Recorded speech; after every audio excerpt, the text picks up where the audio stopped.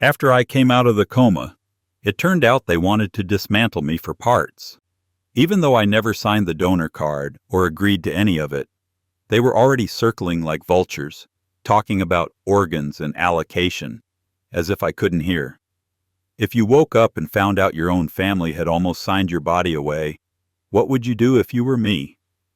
Before you decide I went too far, read this to the end and then tell me what you think. Would you forgive them, or would you do what I did? My name is Henry Walker. I'm 72 years old, a retired machinist from Ohio, a widower, a father of 2, and a grandfather of 3. I spent 47 years turning cold steel into something useful, something that worked, something you could rely on. My hands built factory lines, fences, and 2 houses. They fixed every broken toy my kids brought me and patched every leak in the roof until my knees gave out. I thought I understood how things worked. Machines, people, life. I was wrong. I did not understand what people will do when they decide you're worth more dead than alive. The last normal memory I have is a yellow light turning red. It was a wet October evening.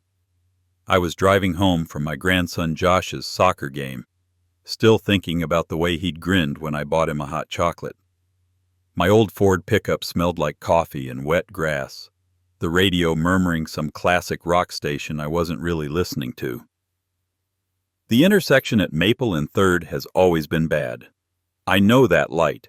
I've driven through it 1,000 times. I saw the yellow, eased my foot toward the brake. Headlights exploded into my vision from the left. There wasn't time to think, not really. Just the white blur of a truck running the red light, the screech of tires on wet asphalt, the sound of metal folding in on itself like paper. Then a kind of empty, ringing silence that felt like falling into deep water. After that, nothing. No tunnel, no light, no voices calling me home. Just absence. When I opened my eyes again, the world was wrong. The ceiling above me was too white, the lights too bright, buzzing softly. My mouth felt like sandpaper.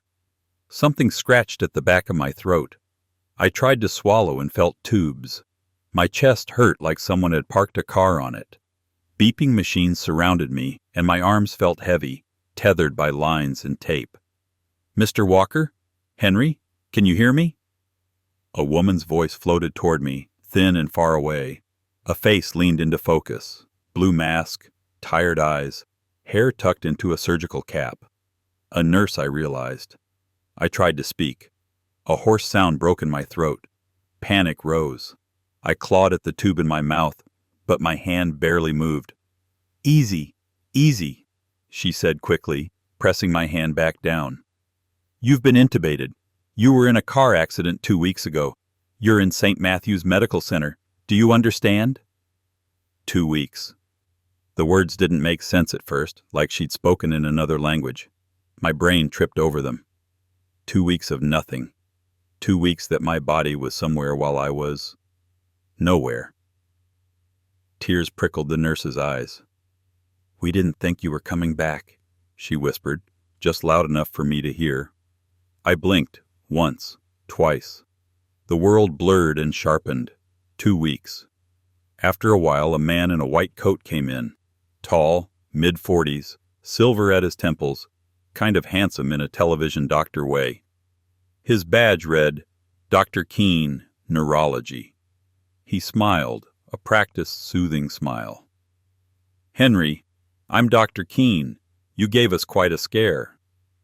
I could not answer, not with the tube still lodged in my throat, but I watched his eyes. The eyes tell you more than the mouth. He shined a light in my pupils, asked me to squeeze his fingers, wiggle my toes, follow his hand. The machines beeped steadily, a mechanical heartbeat. "You're a tough man," he said, after a few tests. "You were in a coma, severe head trauma, multiple fractures, a cardiac event during surgery. But it looks like you decided to stay with us." Something in his tone bothered me. Relief, yes, but also something like surprise, maybe even inconvenience. He turned to the nurse. "We'll extubate soon if his vitals hold. Let's call the family. The family. That's when it started. The feeling that I was intruding on my own death. They took out the breathing tube later that day. It felt like being pulled inside out, a raw burning sensation that made me cough until I saw stars. My voice, when it finally came back, was thin and raspy, an echo, but I could talk. I was alive. My daughter Lisa was the first to arrive. She rushed into the room in a blur of perfume and blonde hair, her heels too loud on the tile. She was 44, a human resources manager, always in a hurry, always carrying a tote bag bigger than her torso. Once upon a time she had pigtails and scraped knees and believed I could fix anything. "Dad," she gasped, putting a hand to her mouth. Her eyes filled with tears. "Oh my God, you're awake." I tried to smile, but my lips felt stiff. "Looks like it," I croaked. She threw herself at me, not quite an embrace, more of a careful lean, like I might break if she touched me too hard. I patted her back with my IV hand, feeling more foreign plastic than skin. Behind her, my son Matt stepped in. Thinner than I remembered, his hairline retreating faster than seemed fair for a 40-year-old. He wore an expensive-looking jacket over a cheap dress shirt, the kind of combination that tries too hard to look like success. "Hey, Dad," he said, not quite meeting my eyes. "You scared us." I saw it then, just for a second.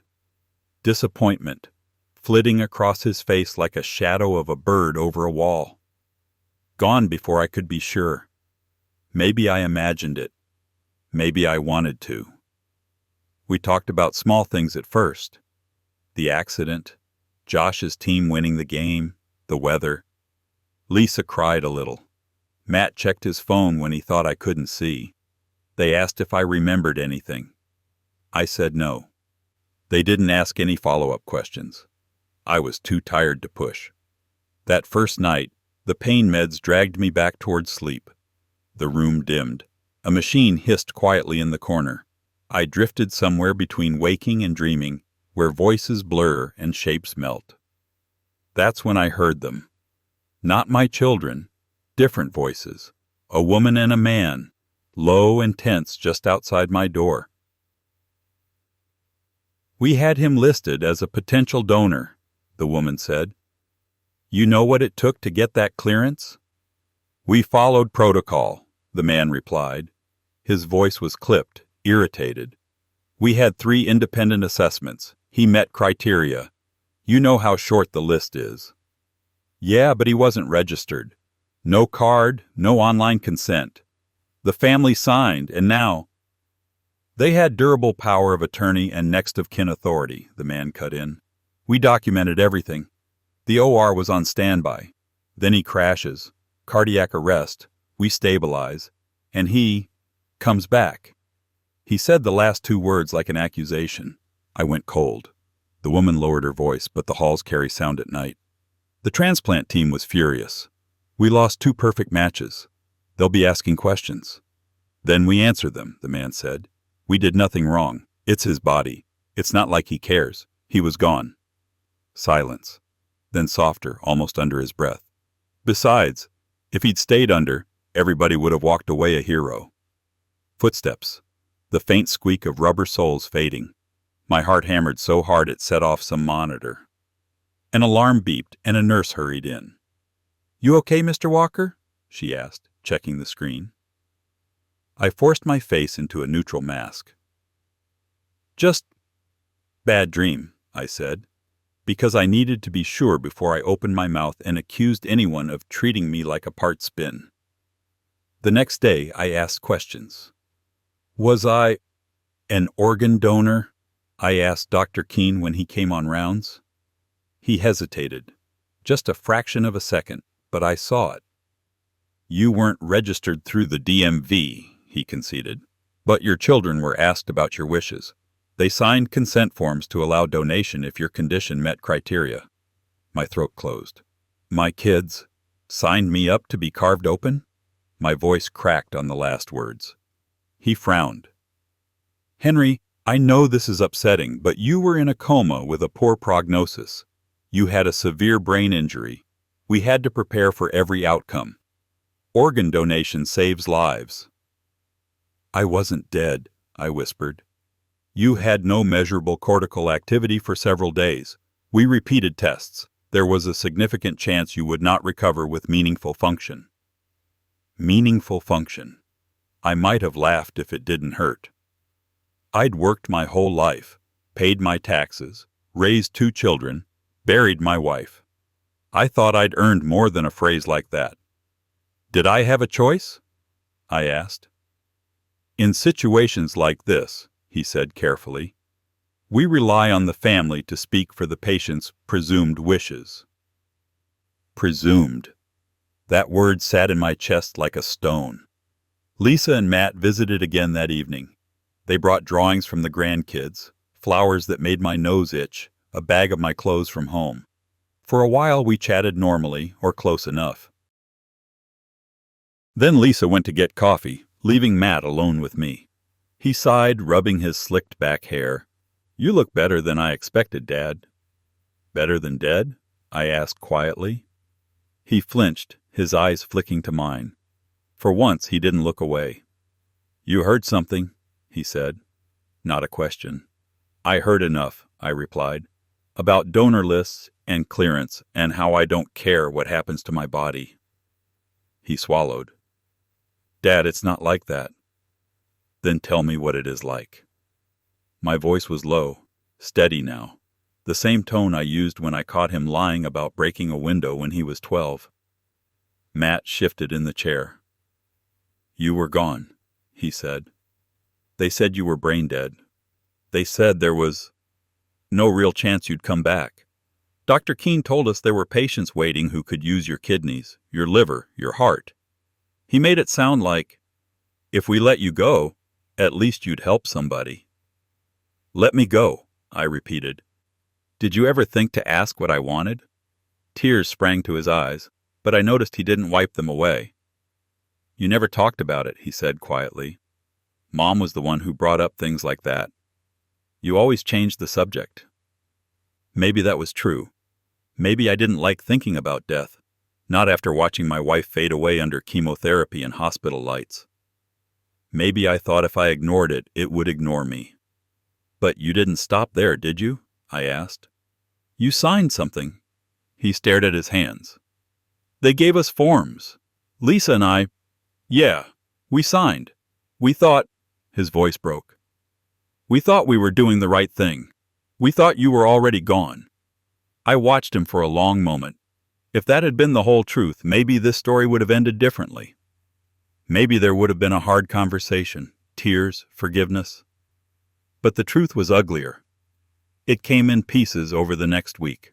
First, from a nurse named Angela, the same one who'd whispered that they hadn't expected me to come back. She was young, maybe late 20s, with tired eyes and a habit of chewing her lip when she was nervous. One afternoon, while she changed my IV, she lowered her voice. Mr. Walker, can I ask you something? She murmured. Sure.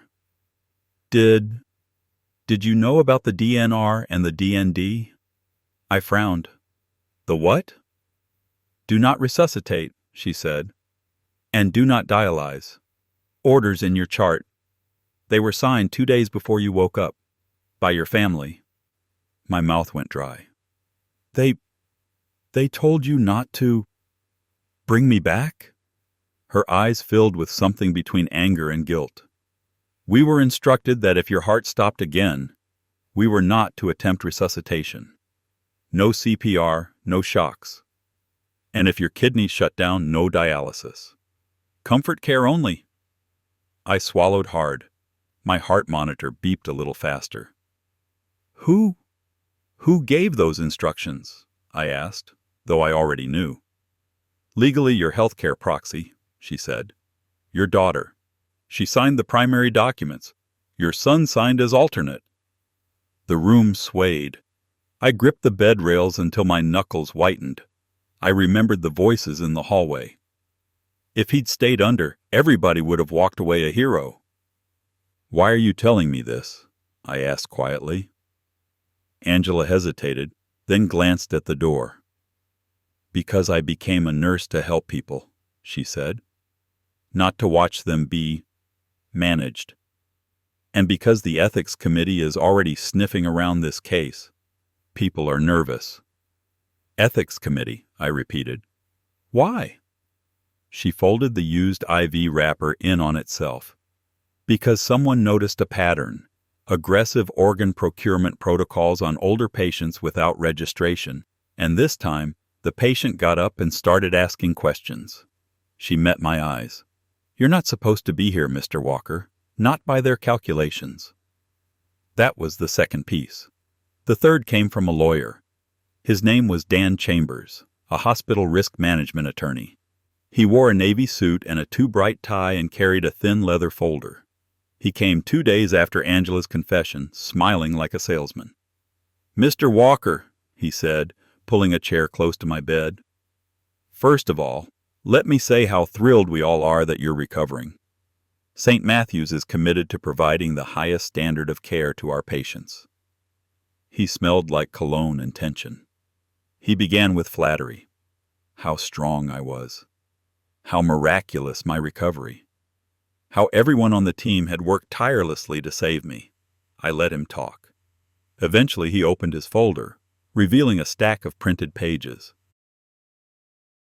As you can imagine, he said, complex cases like yours generate a lot of documentation. Sometimes there are minor discrepancies in the chart, documentation errors, timing issues, that sort of thing. It's all very routine, but we like to resolve them proactively. He slid a document onto my tray table. This is an acknowledgement that you've been fully briefed on the care you received and that you have no outstanding concerns regarding the medical decisions made while you were incapacitated. I stared at the paper. Words jumped out at me. No liability. Fully informed. Waive. Forever discharge. You want me to sign that, I said flatly. He spread his hands. It's standard procedure. It protects both you and the hospital. From what? I asked. From me remembering that you had me on a butcher's schedule? Color climbed his neck. Sir, that's not... I know about the DNR, I cut in. The dialysis order. The donor consent forms my kids signed. I know about the transplant team on standby. What I don't know is why your people seem so worried now that I'm awake. His smile thinned. Again, Mr. Walker, we followed all applicable protocols. When you thought I was never going to wake up, I said. Silence settled between us, heavy and sharp. Mr. Walker, he said finally, you've been through a lot. It's natural to feel unsettled. Maybe we can schedule a time for you to speak with our patient advocate. I want copies, I interrupted, of everything with my name on it. The consent forms, the proxy, the DNR, the donor paperwork, all of it. He hesitated. That's possible, he said. We can arrange for you to review your records with your physician. No, I said. I want copies for myself. Then I'll think about signing anything for you. His jaw tightened. I'll see what I can do. I watched him leave, folder clutched a little too tightly in his hand. That night, I didn't sleep. I stared at the red light of the heart monitor until the numbers blurred. I thought about my wife, Mary, her hand cold in mine in that same hospital 5 years earlier. I thought about how she'd whispered, "Promise me you'll look after the kids," before the morphine took her under. I had kept that promise. I helped Lisa through her divorce. I bailed Matt out of his failed landscaping business. I co-signed on Lisa's townhouse. I co-signed on Matt's car. I babysat the grandkids so they could work on their careers and have some freedom. I said yes more than I said no, even when my back hurt and my savings took hit after hit. And when I lay between life and death, they signed the papers to let strangers cut into me and sell my insides to the highest bidder as long as everyone could call it noble. The next afternoon, Lisa came alone. She looked tired, mascara smudged under her eyes. She sat by my bed and took my hand, uninvited. "Dad, you're awfully quiet," she said softly. "Is it the pain?" "It's not the pain," I replied. She swallowed. "The lawyer from the hospital called me," she said. "Said you were asking for records. He said you sounded upset." "Did he tell you why?" I asked. She braced herself, like she was walking into wind. "Dad, we did what we thought you'd want," she said. "We thought if you couldn't come back, at least other people could live. They told us you were gone. Really gone." "Gone enough to give away my heart," I said, "but not gone enough to stop sending the bills." She stared at the blanket.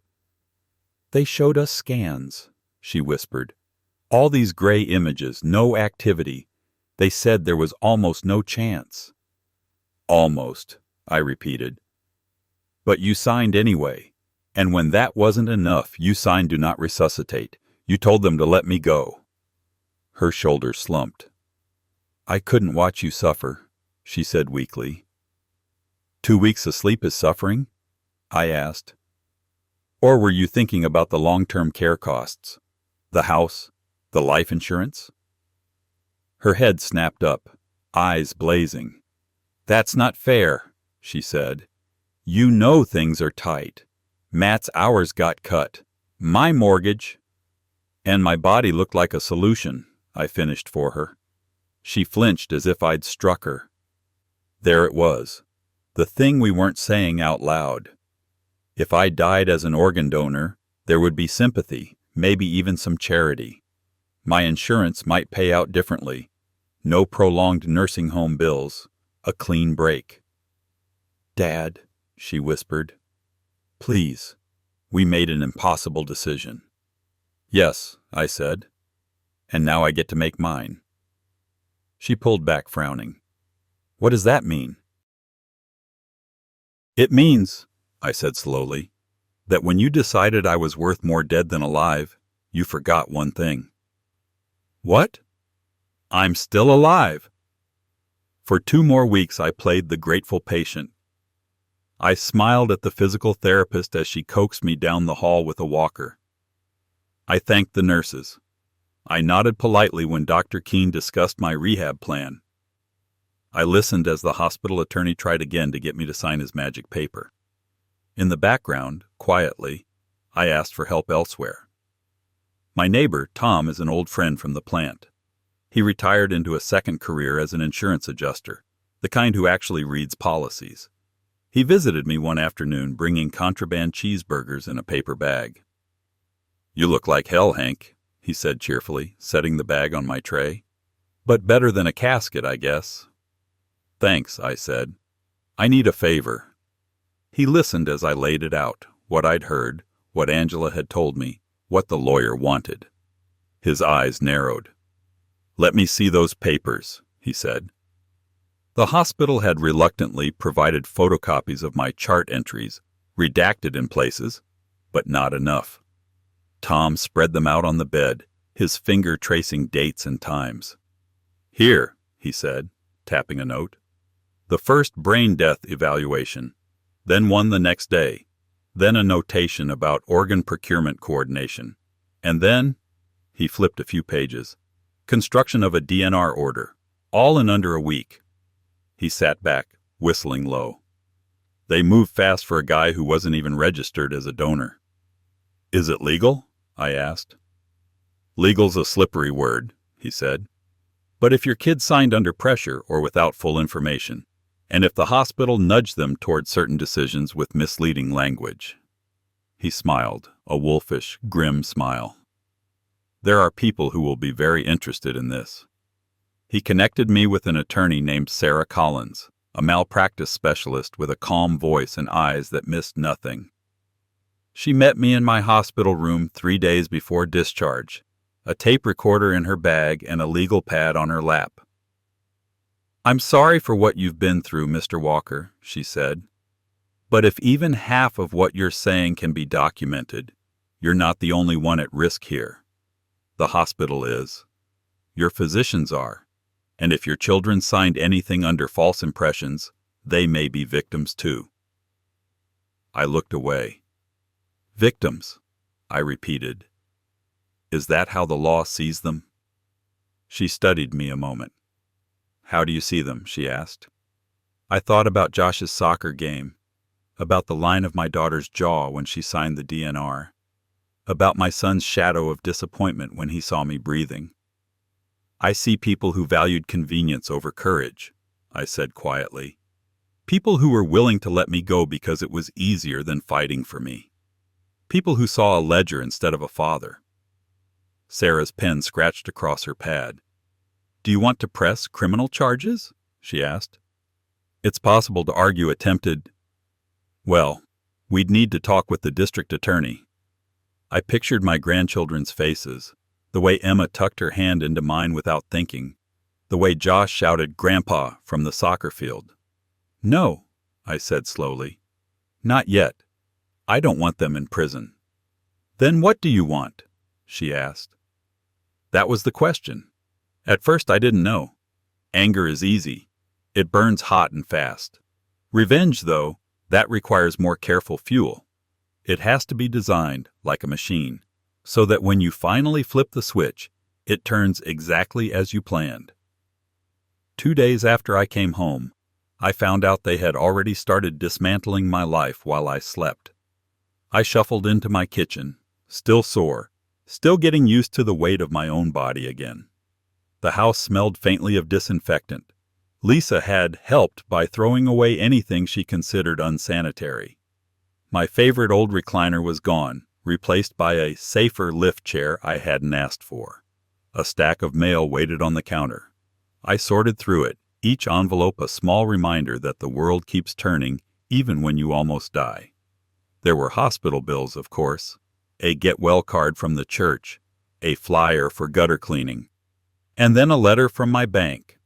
I opened it expecting a routine statement. Instead, I found a notice. Confirmation of home equity credit line advance. The amount made my head swim. $85,000. Drawn while I lay in a hospital bed. The date? 4 days before I woke up. I called the bank. After the usual maze of menu options and cheery recorded voices, I finally got a live person, a young man who sounded like he was wearing a too-tight shirt. Sir, he said after pulling up my account, the advance was made in person by your daughter, Lisa Monroe. She presented a durable power of attorney document, notarized, granting her authority to manage your financial affairs during your incapacitation. We verified her identity and documented the transaction. Everything appears in order.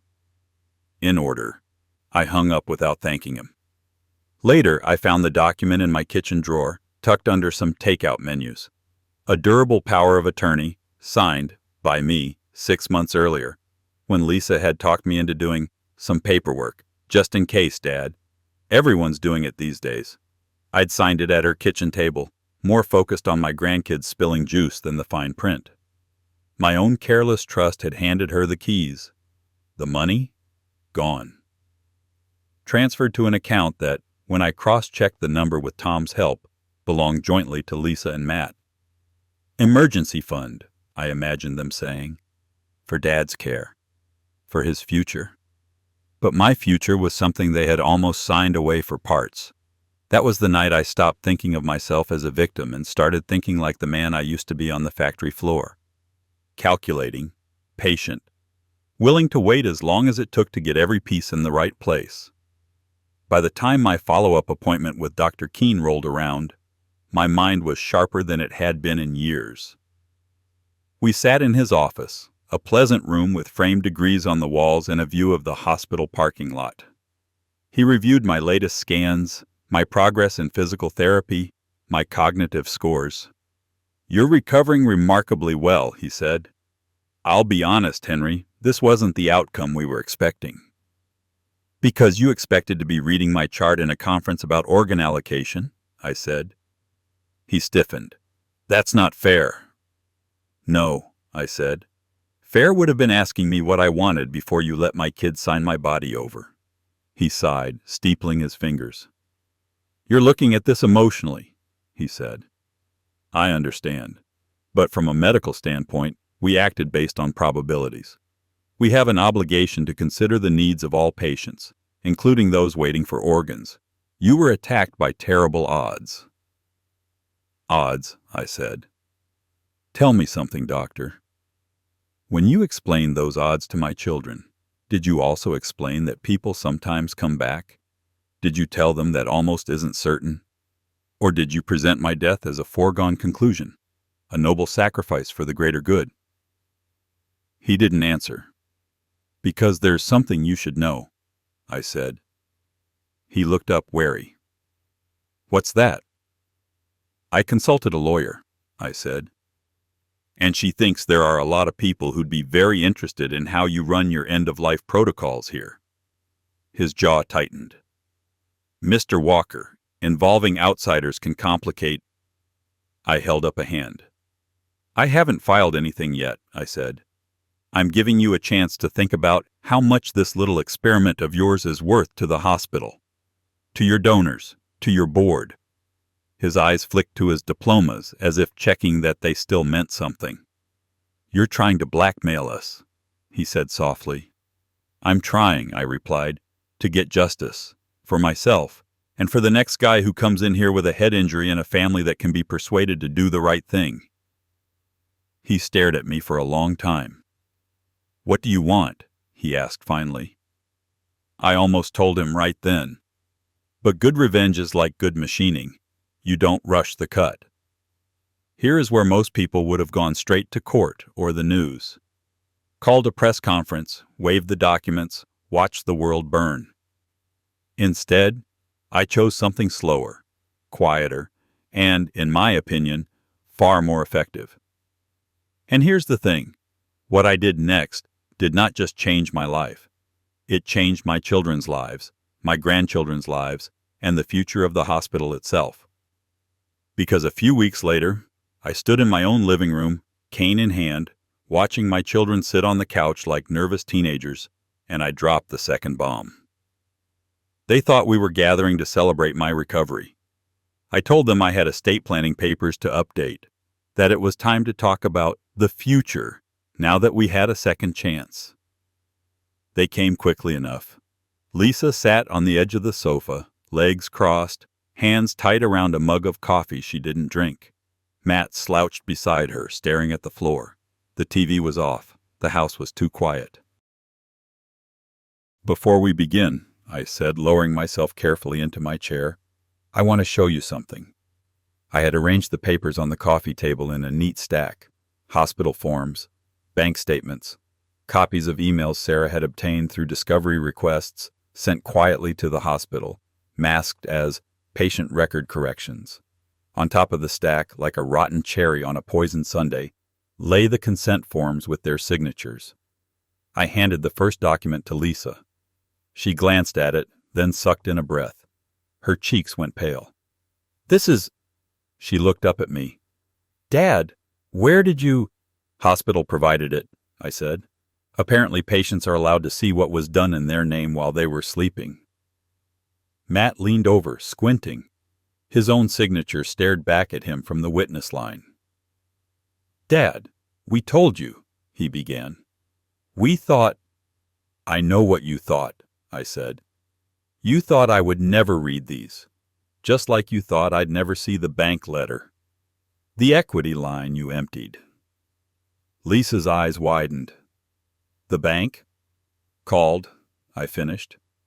They were proud of how fast their staff processed the request.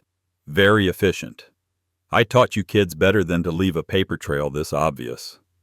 Matt put his head in his hands. We were going to pay it back, he muttered. You needed care. I needed a daughter who wouldn't sign away my right to be resuscitated, I said. A son who didn't see my accident as an opportunity to solve his financial messes. The room hummed with the sound of the refrigerator cycling on. Someone down the street mowed a lawn. Life went on, indifferent to the implosion in my living room. Dad, Lisa whispered, tears spilling now. We made mistakes. We panicked. The doctors told us. They said your brain was gone. They said even if you woke up you'd be different. Not really you. We thought we were sparing you suffering. You were sparing yourselves, I said. From the work, from the cost, from the messiness of caring for someone who wasn't convenient anymore. Don't say that, she begged. Please, you don't know what it was like. They kept talking about your quality of life, about how there was a chance. Almost no chance, Matt cut in. We thought we were being practical, responsible. Responsible, I repeated. Is that what you call emptying my house to replace your broken SUV? Or using my checkbook to pay your credit card debt while I lay hooked up to machines? They both flinched. I leaned forward, my knees protesting, my heart a slow, steady drum. You want to know the worst part? I asked. Lisa wiped her face. What? When I signed that power of attorney with you, Lisa, I said, I did it because I trusted you. I believed that no matter what happened, you and your brother would do what you honestly thought was best for me, even if it cost you, even if it was hard. Instead, the moment things got ugly, you picked the option that made your lives easiest. Tears dripped onto her hands. Matt stared at the carpet as if it could swallow him. What are you going to do? He asked hoarsely. I sat back. I met with a lawyer, I said. 2 of them, actually. One for medical issues, one for the estate. You should know that the hospital has agreed to a confidential settlement for their enthusiasm regarding my organs. Enough money that I will never have to worry about the cost of competent care again, should I need it. Matt's eyes flicked up, hopeful despite himself. That's good, Dad. We're glad. I also rewrote my will, I said. The hope drained out of their faces like someone had pulled a plug. What do you mean? Lisa whispered. The old will, I said, left my house, my savings, and my life insurance to you 2 equally, with education funds for the grandkids. It assumed, perhaps foolishly, that my children loved me more than my money. I picked up a fresh stack of papers from the side table. The new will, I said, places my assets in a trust managed by a third party. The primary beneficiaries are my grandchildren. You 2 will receive small, fixed monthly stipends, contingent on certain conditions: sobriety, employment, no felony convictions, no contesting of the will. Matt's mouth opened and closed. You can't just... I can, I said. And I did. Lisa shook her head, sobbing openly now. Dad, please. We messed up, but we're your children. You can't just cut us out like that. We thought you were gone. We thought... You thought wrong, I said, about my prognosis, about your rights, about what kind of man I am.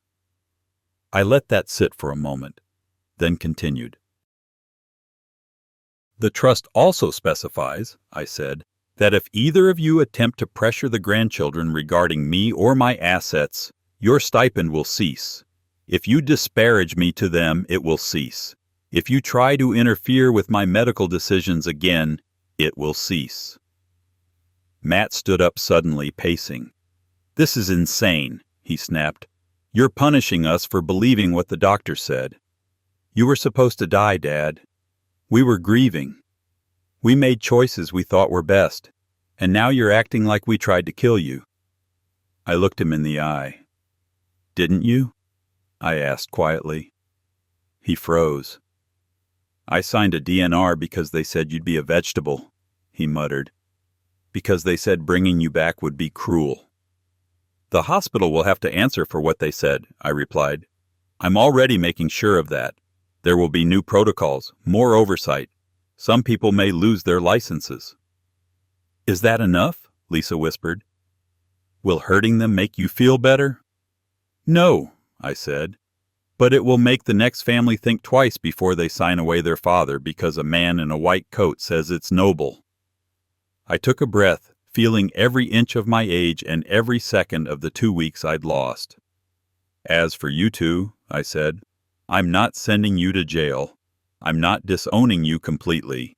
You will always be my children. But we are not going back to what we were. You forfeited that when you chose the path of least resistance over my life. Dad, Lisa whispered. I will see you, I said. You can bring the kids. We will have dinners, birthdays, holidays. But you will do it knowing that you are here on my terms, not because you are waiting for me to die again. You will look at my cane and my scars, and remember the person you almost signed away like a used car." She nodded slowly, tears still falling. "And one more thing," I added. They looked up, wary. "I've registered as an organ donor," I said. Their expressions flickered between confusion and horror. "Why?" Matt asked hoarsely. "Because I do believe," I said, "that when I am truly gone, when my brain is shut off for good and not a moment before, my body should help someone else. But this time, it's my choice, not yours, and I have specified that under no circumstances are either of you to be consulted or involved in those decisions. The hospital will deal directly with my lawyer and the executor of my trust." Silence. Lisa sniffed. Who is the executor?" she asked eventually. I smiled, a small, tired smile. "Tom's son," I said. "The one who became a CPA. He doesn't owe me anything. That makes him perfect." Matt sank back onto the couch like his strings had been cut. "This feels like revenge," he muttered. "Maybe it is," I said. "Or maybe it's just me finally learning from my mistakes." They left an hour later, moving like people who'd just walked out of a wreck without realizing yet that they were bleeding.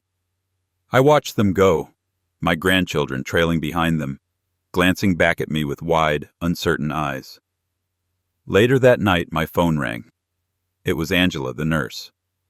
"Mr. Walker," she said, "I wanted you to know there was a board meeting today about end-of-life protocols, about organ procurement, about your case." "And?" I asked. "And it got ugly," she said. "The ethics committee is opening a full review. Some administrators are lawyering up. Dr. Keene resigned from his position as head of neurology. They're calling it a change in leadership focus. The transplant coordinator has been placed on leave." I closed my eyes. "Will it change anything?" I asked. She hesitated. "I think so," she said softly. "They're talking about requiring a hospital-appointed advocate for any unconscious patient without a prior directive. Someone who doesn't have a financial or emotional stake. Clearer consent forms. Mandatory second opinions. It's not perfect, but it's something." "Good," I said. "Are you okay?" she asked. I looked around my quiet living room, at the empty spot where my old recliner used to sit, at the cane leaning against the table, at the new folder on my desk, thick with legal language and signatures that actually meant something this time. "I'm alive," I said. "That's a start." Sometimes at night, when the house is dark and the only sound is the ticking of the kitchen clock, I think about the other Henry Walker, the one who never woke up. In that version of the story, my heart is beating in someone else's chest right now. My kidneys are filtering someone else's blood. Lisa and Matt are telling the world how bravely they let me go, how generous I was. They're crying at my memorial service and then later, making plans with a financial advisor about my house, my savings, my retirement. In that world, I never get to know what my children did when the chips were down. In this world, I do. You might think that makes this world worse. Sometimes, for a moment, it feels that way. But then Josh runs up my driveway, cleats clacking, shouting, "Grandpa, watch me juggle the ball!" Or Emma curls up next to me with a book, her head on my shoulder, and I remember why I fought my way back from the dark. I didn't come back for revenge, not at first. But I won't pretend it isn't satisfying to know that the people who saw me as spare parts now have to live with the knowledge that I saw them too, stripped down to their motives, laid bare under the bright light of consequence. So here I am, a 72-year-old man with a rebuilt hip, a scar down his chest, and a body that was almost sold off in installments. I've bought myself time, and I've made sure that when my time is truly up, it will be on my terms. Tell me, honestly, was I wrong to cut my children out of my inheritance and force the hospital to answer for what they did? Or would you have gone even further if you were in my place? My grandpa's words really happened. I believe him. If you want more true tales like this, hit subscribe.